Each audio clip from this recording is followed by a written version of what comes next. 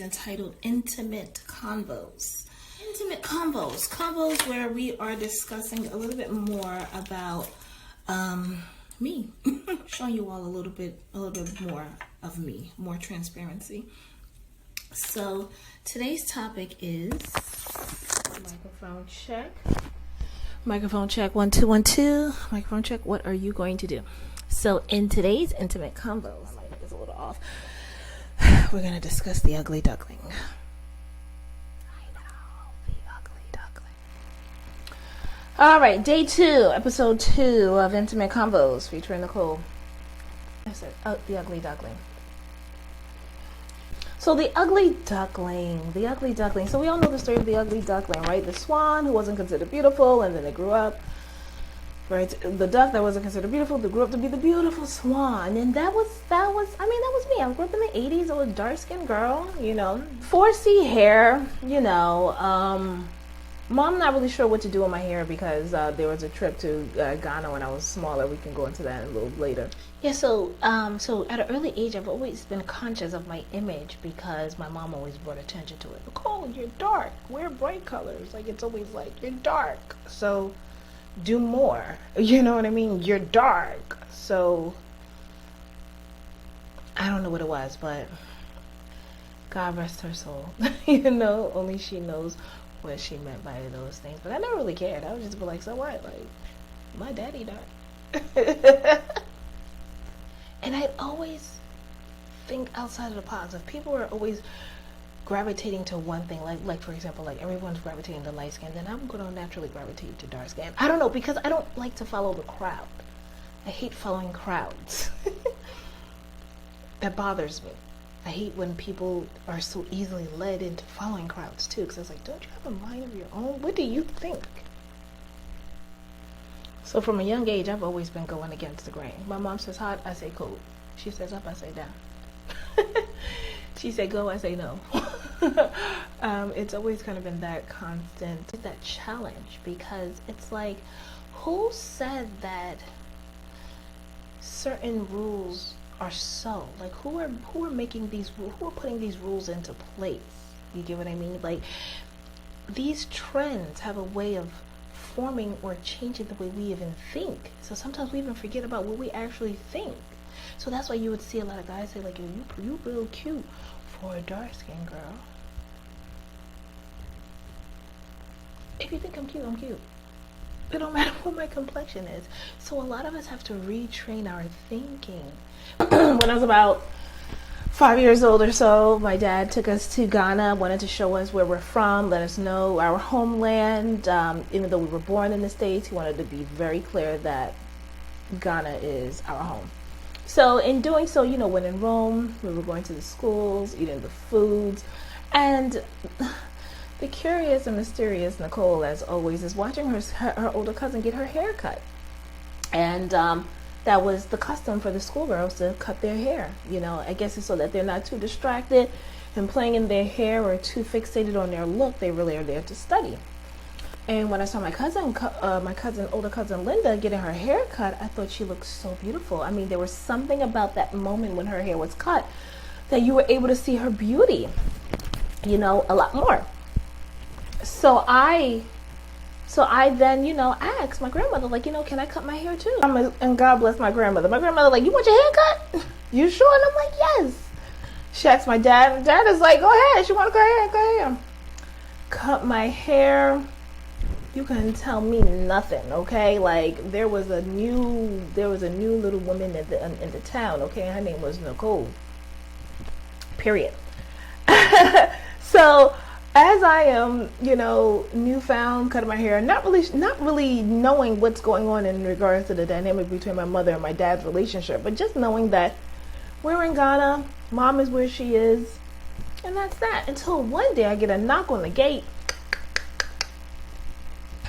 And guess who's at the door? Mom. Hey, Mom, what's going on? Hey, Nicole, where's your brother? Get your things, call your brother, let's go. kidnapped us back from our dad. Exactly. Imagine being in the middle of a parental war and not even knowing that you were a part of this war. Not even aware that there was even a war taking place.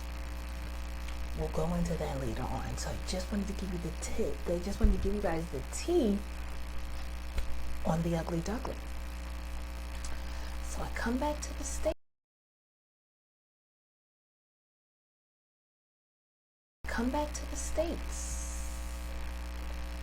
With a haircut. Now, a lot of the African girls know what I'm talking about because a lot of them got picked on in school for having that same haircut. Now, you put a picture up of the haircut and it's going to go. the haircut's going to be right there like. And a lot of the girls who came back from, a lot of the kids who grew up, a lot of the kids who came from the continent with these haircuts got picked on. And shame on you. Shame on the Americans. I'm going to say shame on you now because I see all of you now. You guys are all now, you're all conscious now and we're back to the motherland. But let's take a trip down memory lane back to the 80s and 90s. Was the motherland as cool as it is now, huh? I'm here to. I'll call you out. But it's okay. You live and you learn. Right? Because we all had to live. We all had to learn. We all had to go through life and understand who we really are. Okay? Same here. So yeah. Short haircut, gap in my teeth. I had like a really big gap. I did get braces in high school, but my gap came back after I gave birth to my daughter. A lot of y'all was out here calling folks African booty scratches now.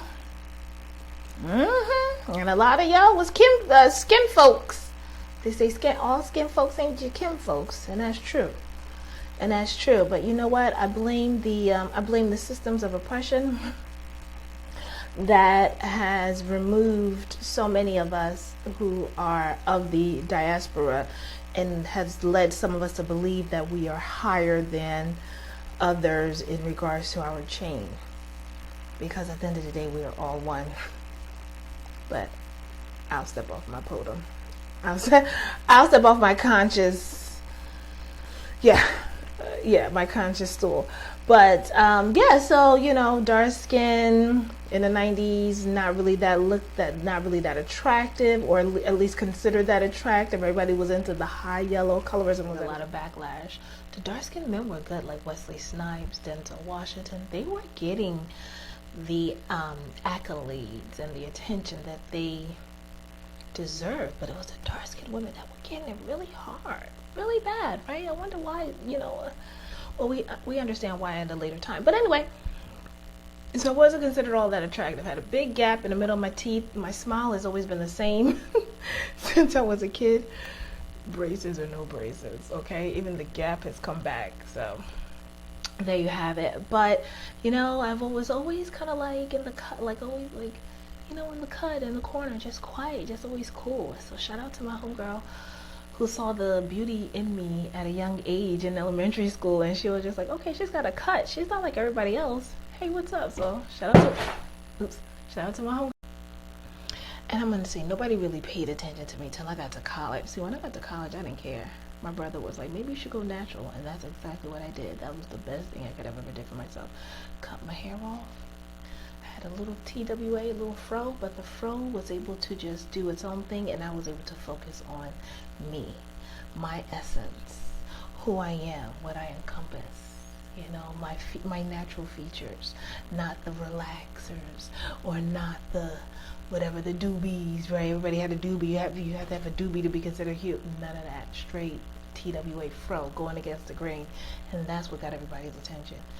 That's what everybody looked at and said, wow, she's doing that. And she's actually hot doing it.